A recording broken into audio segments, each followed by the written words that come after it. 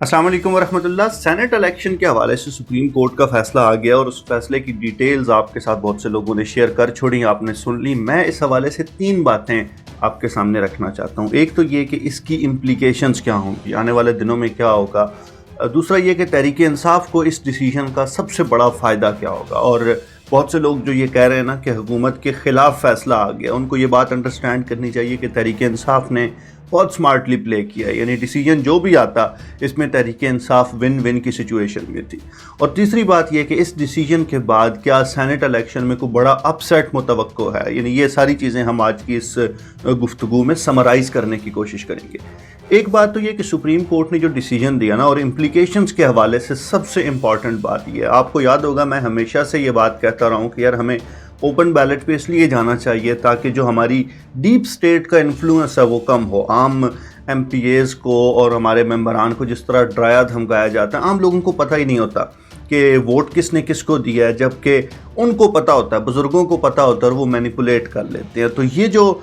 Decision آیا ہے جس میں ووٹ سیکریٹ رہے گا، بیلٹنگ خفیہ ہوگی، لیکن الیکشن کمیشن کو یہ ہدایت کی گئی ہے کہ آپ کوئی ایسا طریقہ اختیار کریں جس سے یہ پتہ لگ جائے کہ کس نے کس کو ووٹ دیا ہے، تو اس کا ان اے لانگر رن نقصان ہوگا۔ یعنی آپ اس کو دیکھیں نا کہ بینگ اے پاکستانی سٹیزن، ایک عام شہری کی حیثیت سے میرے پاس یہ کوئی اختیار نہیں ہے کہ مجھے پتہ ہو کہ اٹک سے جو میرا ایم پی اے ہے، جمشید الطاف صاحب ہے میرے خیال میں، میرے ایم پی اے نے کس کو ووٹ کیا ہے۔ لیکن سپریم کورٹ کے اس ڈیسیجن کے بعد الیکشن کمیشن آف پاکستان ایک ایسا پروسیس ڈیوائز کرے گا جس کے مطابق مجھے تو نہیں پتہ ہوگا کہ جمشید الطاف صاحب نے یا کسی بھی ایم پی اے نے کس کو ووٹ دیا ہے، جبکہ ڈیپ سٹیٹ کے علم میں ہوگا کہ کون سے ایم پی اے نے کس کو ووٹ دیا۔ تو اس سے وہ جو بلیک میلنگ ہے نا، وہ جو فائلز ہوتی ہیں، آپ کو یاد ہے وہ ویڈیوز والی اور فائلز والی وہ جو الماریاں ہوتی ہیں، تو یہ والا جو انفلوئنس ہے یہ بڑھے گا۔ تو اپنی امپلیکیشن کے حوالے سے، اپنے اثرات کے حوالے سے یہ ڈیسیجن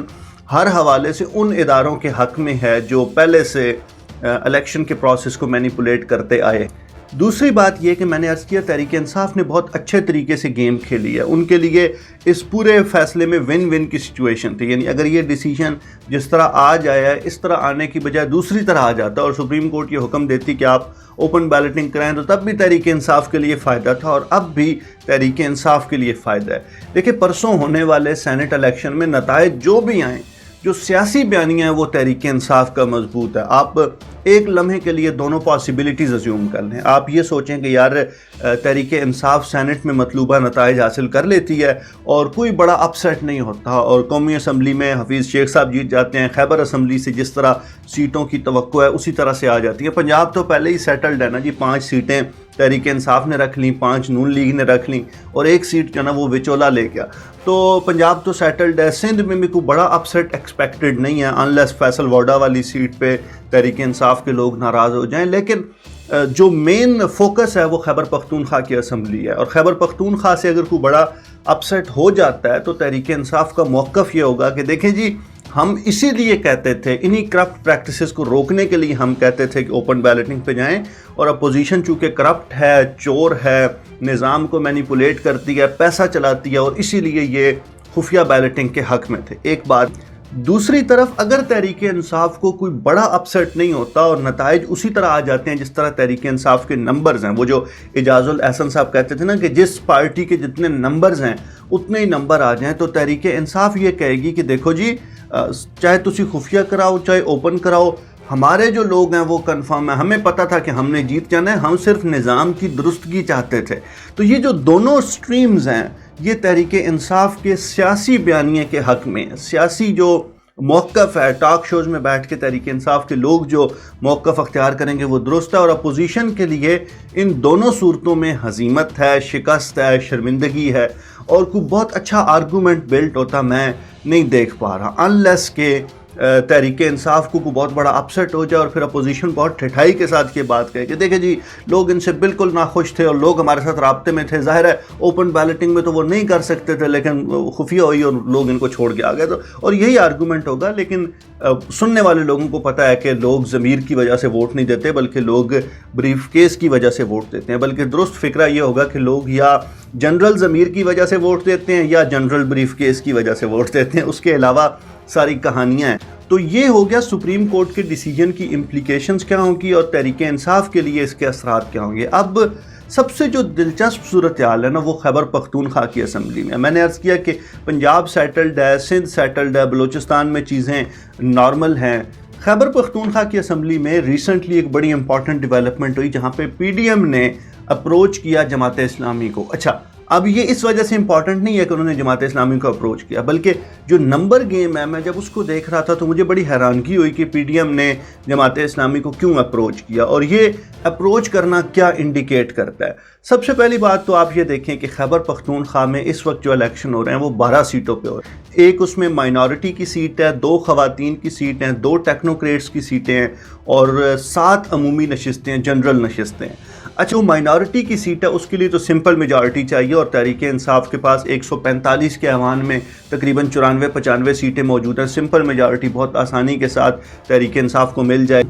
اور مائنورٹی والی سیٹ تحریک انصاف نکال لے گی. اچھا, جو خواتین کی اور ٹیکنوکریٹس کی نشستیں ہیں وہاں پہ ایک بندے کو جیتنے کے لیے تقریباً وہ جو سنگل ٹرانسفریبل ووٹ والا سسٹم ہے اس میں ایک سیٹ نکالنے کے لیے تقریباً 48 ووٹس کی ضرورت ہے اور وہاں پہ بھی تحریک انصاف بہت آرام سے ایک سیٹ نکال لے گی, یعنی ایک خاتون کی سیٹ, ایک ٹیکنوکریٹ کی سیٹ تحریک انصاف نکال لے گی. اچھا, جو دوسری طرف ہے جو عمومی نشستیں 145 کے ایوان میں, وہاں پہ 7 نشستیں ہیں اور جیتنے کے لیے آپ کو 19 ووٹ چاہیے. اچھا, تحریک انصاف کے پاس 95 ممبرز ہیں ایوان میں, بیپ اور پی ایم ایل کیو کا بھی وہاں سے ایک ممبر ہے, ان کو ملا کے تقریباً یہ 100 لوگ ہو جاتے ہیں. تو ان 100 لوگوں کے ساتھ تحریک انصاف بغیر کچھ کیے بہت آرام سے 5 سیٹیں نکال سکتی ہے عمومی نشستیں. 2 نشستیں اپوزیشن نکال سکتی ہے. اپوزیشن نے جو اتحاد کیا ہے, اور یہ ذہن میں رکھیں کہ اس اتحاد سے جماعت اسلامی کے 3 ووٹ اگر نکال بھی دیں تب بھی اپوزیشن اپنے 38 ووٹ پورے کر لیتی ہے, یعنی 42 ووٹ ہیں ان تمام جماعتوں کے ملا کے, بلکہ اب 43 ہو گئے نوشہرہ والی سیٹ جیتنے کے بعد. تو ان 42 میں سے 38 ووٹ چاہیے تھے 2 سینیٹر بنوانے کے لیے جو اپوزیشن کے پاس موجود تھے جماعت اسلامی کی غیر موجودگی میں. یعنی اگر جماعت اسلامی کے 3 ووٹ نکال دیں تب بھی اپوزیشن کے پاس یہ فگر پورا تھا. تو صورتحال یہ بنتی تھی کہ 2 عمومی نشستیں اپوزیشن جیت لیتی, 5 تحریک انصاف جیت لیتی, عمومی نشستوں والا کانٹا نکل جاتا. اس کے بعد مائنورٹی والی سیٹ تحریک انصاف کے پاس ہے, خواتین والی تحریک انصاف کے پاس ہے 1 نشست, اور ٹیکنوکریٹس والی 1 نشست تحریک انصاف کے پاس ہے. اب جو مسئلہ بنتا ہے وہ خواتین کی اور ٹیکنوکریٹس کی دوسری نشست ہے, کیونکہ وہاں پہ تحریک انصاف کو 49 ووٹس چاہیے, اور اگر تحریک انصاف کے سارے ممبران بیپ اور P M L Q Tehreek Insaf کو ووٹ دے پھر تو مسئلہ ہی کوئی نہیں ہے, پھر تو تحریک انصاف وہ والی 2 نشستیں بھی جیت لے گی.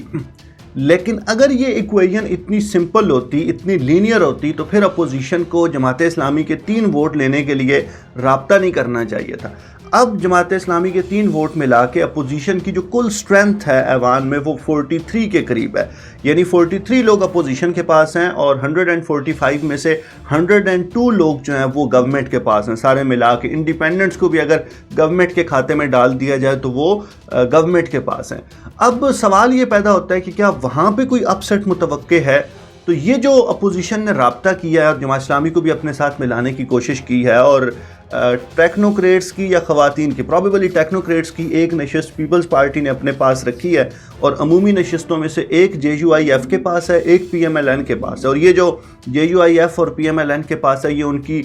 پارلیمانی سٹرینتھ کے حساب سے انہی کے پاس رہنی چاہیے تھی. خواتین کی 1 نشست جماعت اسلامی کے پاس ہے. تو یہ جو سیٹ اپ بن رہا ہے خیبر پختونخوا میں, وہاں پہ یہ ممکن ہے کہ زرداری صاحب کوئی گیم ڈالیں اور اس پہ خیبر پختونخوا سے 2 سینٹ کی جو سیٹیں ہیں وہ اپوزیشن جماعتیں نکالنے میں کامیاب ہو جائیں. لیکن یہ جو حفیظ شیخ والی سیٹ ہے, یوسف رضا گیلانی صاحب والی سیٹ ہے, مرکز والی وفاق والی جو سیٹ ہے, یہاں پہ ہم نے عرض کیا تھا اور کافی دن پہلے ہم نے یہ عرض کیا تھا کہ یہ جو تاثر ہے کہ اسٹیبلشمنٹ علیحدہ ہو چکی ہے, اس تاثر کو تقویت دی جائے گی, اس تاثر کو مضبوط کیا جائے گا, اور 3 مارچ کی شام کو یہ تاثر ختم ہو جائے گا. یوسف رضا گیلانی صاحب کی سیٹ کے حوالے سے اس سے زیادہ کچھ کہنا زیادتی ہے. آپ لوگ اس حوالے سے کیا سوچتے ہیں ہمیں ضرور بتائیے. بہت شکریہ.